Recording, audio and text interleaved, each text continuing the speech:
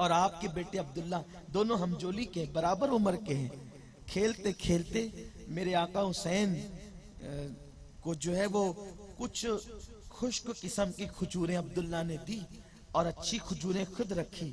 تو آپ نے کہا کہ او غلام زادے، ہمارے خاندان کے غلام کے بیٹے. اور اس زمانے میں کسی آزاد شخص کو غلام کہہ دینا یہ گالی سے کم سمجھا نہیں جاتا تھا. جیسے عبداللہ نے سنا میرے باپ کو غلام کا، وہ باپ جس کے نام سے کیسر و کسرا کے تاجدار لرزتے ہو، میرے باپ کو غلام کا. ابھی بتاتا ہوں تمہیں اس کا انجام کیا ہے. بچے جو تھے جتنے بچپنے میں سوچ جتنی تھی اتنی بات کی، گھر کے دوڑتے ہوتے بابا بابا حسین نے آپ کو اپنے خاندان کا غلام کہا. اچھا غلام کا یہی کہا؟ ہاں یہی کہا. سچ کہتے یہ؟ ہاں یہی کہا، میں نے سنا میرے سامنے کہا. اچھا ٹھیک ہے چلو. اب عبداللہ سوچتے ہیں پتہ نہیں حسین کا کیا ہوگا، کیونکہ میرے بابا سے تو لوگ بہت ڈرتے. میرا آقا حسین وہیں کھڑے تھے، نبی کی زبان سے گھٹی لی تھی، سچوں میں سچا، صدیقوں میں صدیق، اچھوں میں اچھا، رسول کا نواسا. کھڑے حسین تم نے مجھے اپنے خاندان کا غلام کہا؟ ہاں کہا. تو کاغذ اور قلم دیا کہ لکھ بھی دو. حسین نے لکھ دیا، جو کہا تھا وہی لکھ دیا. جب لکھ دیا آنکھ میں آنسو آئے. کہا بیٹا چلو اپنا کام ہو گیا. کہا بابا کیسے کام ہو گیا؟ اب بیٹا عمر کو فکر تھی مغفرت کی، آج وہ فکر دور ہو گئی. جب میرا انتقال ہوگا نا تو یہی چیز، یہ تحریر حسین کی میرے کفن میں رکھ دینا. جب اللہ مجھ سے پوچھے گا عمر کیا لایا ہے تو عرض کروں گا تیرے نبی کے بیٹے کے ہاتھ سے مغفرت کی ضمانت لکھا کر کے لا. ارے جو حضور کے خاندان کا غلام ہو اس کو بھی پھر جہنم میں ڈالا جائے گا؟ یہ محبت تھی. ارے ننھے سے حسین سے یہ محبت ہی ہوگی تو سیدہ فاطمہ سے محبت کا عالم کیا ہوگا؟ اور پھر اللہ اکبر.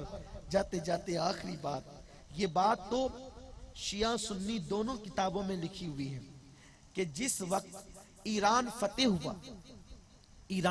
ہوا تو اس وقت تو کچھ کنیزیں مسجد نبوی میں لائی گئی. ان کے ہاتھ میں ہتھکڑیاں تھیں اور ان کے پیر میں بیڑیاں تھیں.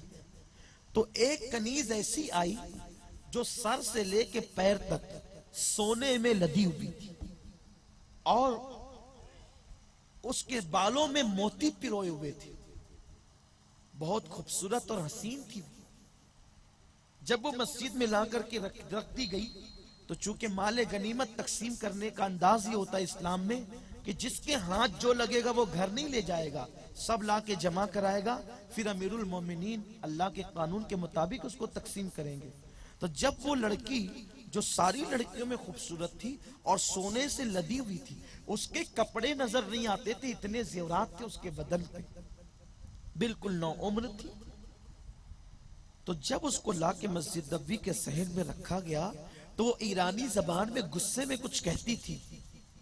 اب وہ حضرت عمر تھے، فارسی زبان آپ سمجھ نہیں رہے تھے، ایران کی زبان، لیکن اس کا لہجہ سمجھ رہے تھے. یہ کچھ غصے میں کہہ رہی ہے کیونکہ میرے آقا نے فرمایا کہ ہر امت میں ایک محدث ہوتا ہے اور میری امت کا محدث عمر ابن خطاب ہے. صحابہ نے پوچھا یہ محدث کیا ہے؟ تو آقا فرماتے ہیں جس کی زبان سے فرشتے کلام کرتے ہیں. اور شارحین حدیث لکھتے ہیں کہ محدث وہ ہوتا ہے وہ جو کہہ دیتا ہے وہی ہوتا ہے. محدث اس کو کہتے ہیں جس کی زبان پہ حق جاری ہوتا ہے. اور حضور نے کہا محدث ہے عمر ابن خطاب. تو دیکھو کہ ایک لڑکی جو سونے میں لدی ہوئی ہے اور حسین و جمیل ہے، وہ غصے میں کچھ کہہ رہی ہے. آپ نے فرمایا کوئی ایرانی زبان جانتا ہو تو اس کو یہاں کھڑے کرو اور یہ لڑکی کیا کہہ رہی ہے سنو مجھے بتاؤ. تو کسی ایرانی زبان جاننے والے نے کہا حضور وہ یہ کہتی ہے کہ اللہ ہمارے باپ داداؤں کا برا کرے کہ اس لوگوں نے مسلمانوں سے جنگ کیوں کی، انہوں نے مسلمانوں سے لڑائی کیوں کی.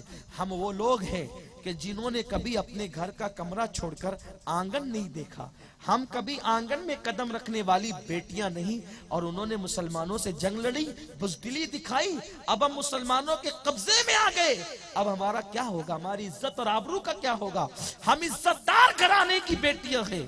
अल्लाह अकबर। हालांकि थी वो लोग काफिरा मुशरिका, लेकिन कोई जरूरी नहीं है कि कोई मुशरिक हो तो बदचलन भी हो। हमारे हिंदुस्तान के बहुत से मुशरिक औरतें हैं कि जो आज भी जो है वो चेहरा छुपा करके चलती है। बहुत से देहातों में, इलाकों में ऐसी तहजीब है अभी भी, हिंदुस्तानी तहजीब है अभी भी। तो अल्लाह अकबर, उसने कहा कि वो बुज़दिल छोड़ के भाग गए हमें और हमें मुसलमानों के हवाले कर दिया। अब हमारी आबरू का क्या होगा, इज्जत का क्या होगा। कहती जाती थी, रोती जाती। हजरत उमर को उसके जुमले पसंद आए। बड़ी बागैरत लड़की है, यकीनन किसी आला घराने की होगी। तो पूछा कि इससे पूछो कि ये है कौन, किसकी बेटी है। तब पूछा कि किसकी बेटी है, तो तब उसने कहा कि मैं जो ईरान का बादशाह है, मैं उसकी बेटी हूं, उसकी बेटी हूं मैं। कहा अच्छा, इसका मतलब जो बादशाह जंग हारा है ये उसकी बेटी है, यानी ये शहजादी है, तभी तो इसका गुस्सा इस शान का है। तो अमीरुल मोमिनीन ने फरमाया उसकी बेड़ियां निकाल दो, उसकी हथकड़ियां खत्म कर दो, उसे मेरे पास ला। जब वो आई तो हज़रत अमीरुल मोमिनीन ने एक नजर उसकी पेशानी को देखा और नजरें नीची कर ली, और उसके बाद फरमाया कि चूंकि ये है बादशाह की बेटी, आला खानदान की, ये आला घराने की है, इसलिए इसका हक है कि ये उस घराने की बहू बनना चाहिए जो आला खानदान हो और आला घराना हो। तो तब किसी ने मशवरा दिया, हजरत आपसे बेहतर इसका कौन हकदार होगा, इसको आप ही अपने पास रखें और अपने निकाह में ले लें। फरमाया चुप रहो, मैं इसकी पेशानी में एक नूर चमकता देख रहा हूं।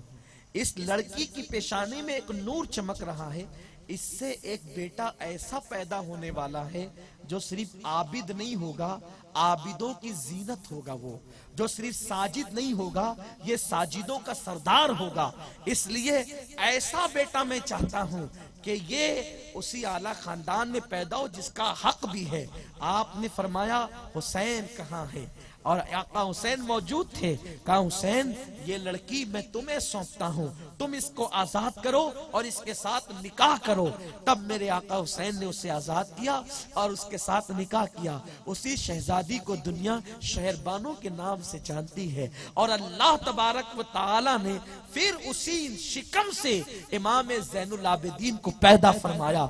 आज इमाम ज़ैनुल आबिदीन को हम ज़ैनुल आबिदीन जो कहते हैं, यानी आबिदों की जीनत, ये अपनी मर्जी से नहीं कहते।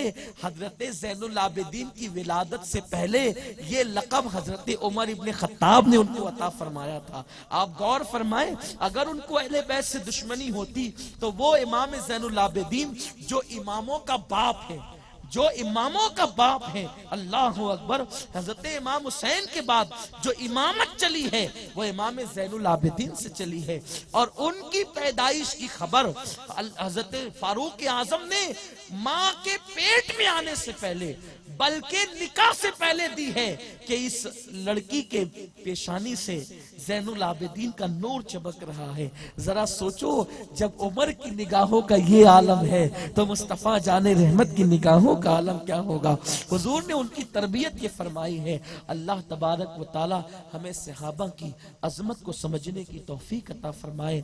अल्लाह ताला हमें सहाबा का हक जानने की तौफीक अता फरमाए। दौरान गुफ्तगू अगर कोई गलती हो गई हो, अल्लाह ताला अपने हबीब सल्लल्लाहु अलैहि वसल्लम के सदक़ो तुफ़ैल माफ़ फरमाए।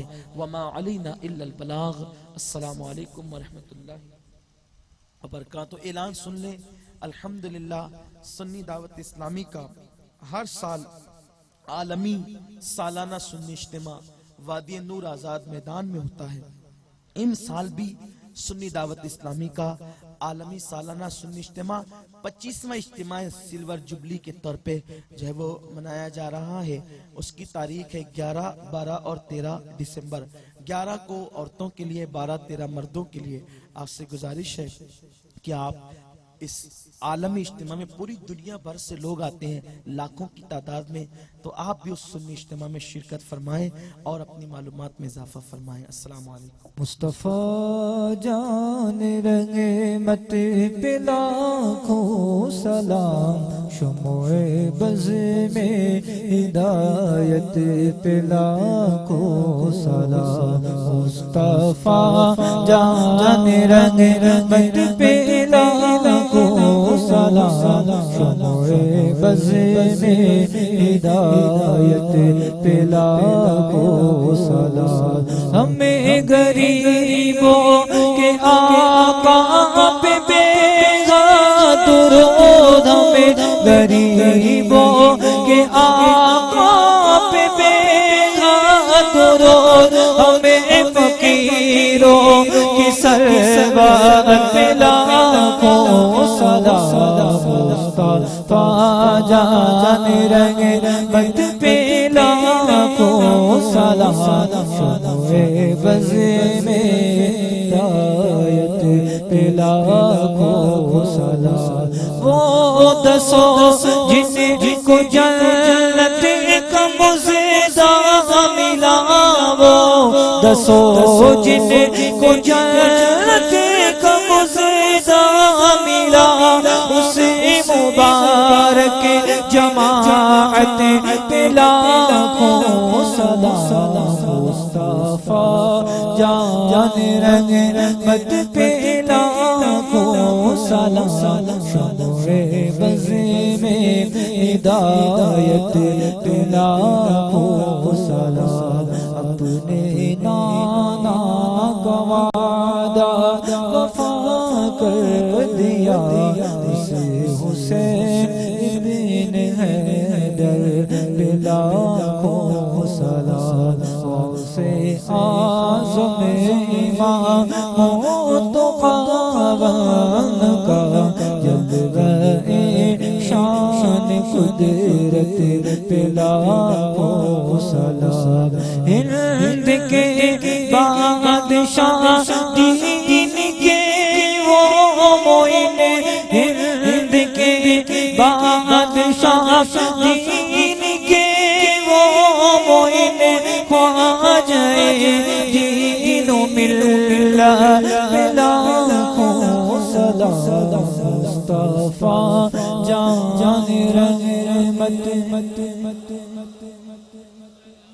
شمع بز میں ہدایت پہ لاکھوں سلام، ایک میرا ہی رحمت پہ دعویٰ نہیں، شاہ کی ساری امت پہ لاکھوں سلام، کاش محشر میں جب ان کی آمد ہو، بھیجے سب ان کی شوکت پہ لاکھوں سلام، مجھے سکھ خدمت کے خود سیکھ گئے رضا، مجھے سکھ خدمت کے خود سیکھ گئے رضا، مصطفیٰ جان رحمت پہ لاکھوں سلام، مصطفیٰ جان رحمت پہ لاکھوں سلام، شمع بز میں ہدایت پہ لاکھوں سلام، نبی سلام علیکہ یا رسول سلام علیکہ یا حبیب سلام علیکہ، صلوات اللہ علیکہ، حشر میں تم بخشوانا، جب جو کوئی ٹھکانا، حشر میں تم بخشوانا، جب جب ہو کوئی ٹھکانہ اپنے دامن میں چھپانا، اپنے دامن میں چھپانا، ہر مصیبت سے بچانا یا نبی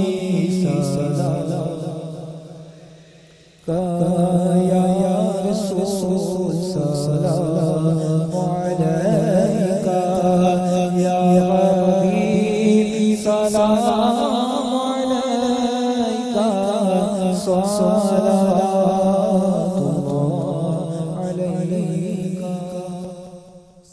السلام علیکم یا رسول اللہ وعلی آلک و اصحابک یا حبیب اللہ صلی اللہ تعالی علیہ وسلم۔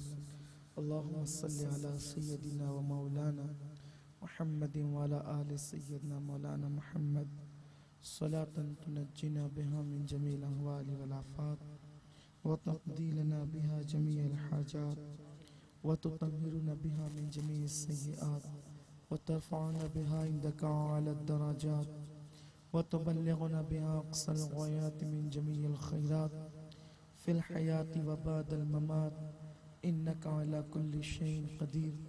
یا اللہ یا رحمان یا رحیم، پنجتن پاک خلفائے راشدین اہل بیت اطہار کے صدقے ہماری اس محفل کو قبول فرما، ہم سب کے گناہوں کو معاف فرما، ہمارے والدین کی مغفرت فرما، ایمان کی دولت عطا فرما، علم کی دولت عطا فرما، اخلاق کی دولت عطا فرما، زمینی آسمانی بلاؤں سے ہم سب کی حفاظت فرما، حاسدین کے حسد سے بچا، ظالموں کے ظلم سے بچا، شریروں کے شر سے بچا، بد نظروں کی بری نظر سے بچا، نمازوں کی توفیق دے، تیرا خوف دے، تیرے حبیب کی ان کی آل و اصحاب کی محبت دے، اللہ ایمان پہ ثابت قدمی دے، ایمان پر مدینہ منورہ میں شہادت کی موت عطا فرما۔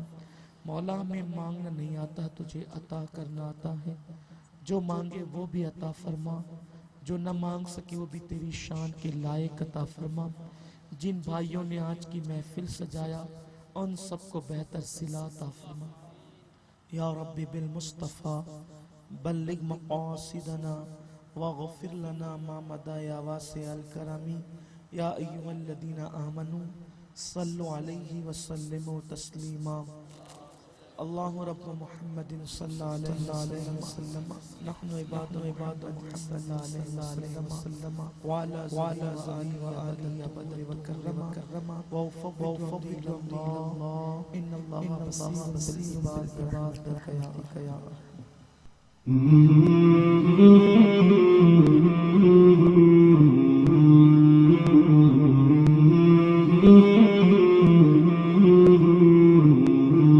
مولاي صل وسلم دائما أبدا على حبيبك خير الخلق كلهم، مولاي صل وسلم دائما أبدا على حبيبك خير الخلق كلهم، محمد سيد الكونين والثقلين، محمد سيد الكونين والثقلين والفريق